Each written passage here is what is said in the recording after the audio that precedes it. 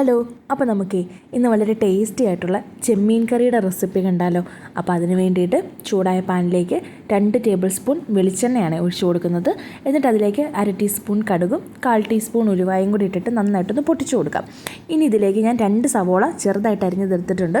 അതും കറിവേപ്പിലയും കൂടി ചേർത്തിട്ട് നന്നായിട്ടൊന്ന് വഴറ്റിയെടുക്കാം. സവോള നന്നായിട്ടൊന്ന് വഴന്ന് വരുന്നത് വരെ നന്നായിട്ടൊന്ന് മിക്സ് ചെയ്ത് കൊടുക്കാം. ഞാൻ ആവശ്യത്തിന് ഉപ്പും കൂടിയും ചേർത്ത് കൊടുക്കുന്നുണ്ട്. എന്നിട്ട് ഇത് നന്നായിട്ടൊന്ന് വഴറ്റിയെടുക്കുന്നുണ്ട്. സവോളയൊക്കെ ഇപ്പോൾ നന്നായിട്ടൊന്ന് വഴന്ന് വന്നിട്ടുണ്ട്.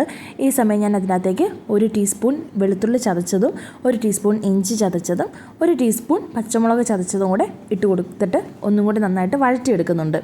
ഇത് നല്ലപോലെ ഒന്ന് വഴന്ന് ആ സവോളയുടെയും ഇഞ്ചിയുടെയും വെളുത്തുള്ളിയുടെയും പച്ചമുളകിൻ്റെയൊക്കെ പച്ചമണമൊക്കെ ഒന്ന് മാറി നന്നായിട്ടൊന്ന് മൂത്ത് വരുന്നത് വരെ നല്ലപോലെ ഒന്ന് മിക്സ് ചെയ്ത് കൊടുക്കുന്നുണ്ട്.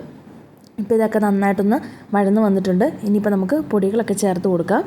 ഞാൻ പൊടിയായിട്ട് ആദ്യം ചേർക്കുന്ന മുളക് പൊടിയാണ്. 3 ടേബിൾ സ്പൂൺ മുളക് പൊടി ചേർത്ത് കൊടുത്തിട്ടുണ്ട്. കൂടെ ഒരു 1/4 ടീസ്പൂൺ മഞ്ഞൾപ്പൊടിയും ചേർത്ത് കൊടുക്കുന്നുണ്ട്.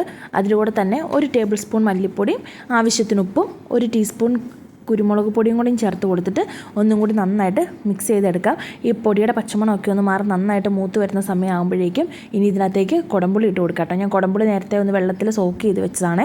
അപ്പോൾ അതും കൂടി ഇട്ട് കൊടുത്തിട്ട് നന്നായിട്ടൊന്ന് മിക്സ് ചെയ്തിട്ട് നമ്മൾ ചെമ്മീൻ ഞാൻ നേരത്തെ തന്നെ ഉപ്പും മഞ്ഞൾപ്പൊടിയും കുരുമുളക് പൊടിയും വെച്ച് ഒന്ന് തിരുമ്മി എടുത്തിട്ടുണ്ടായിരുന്നു.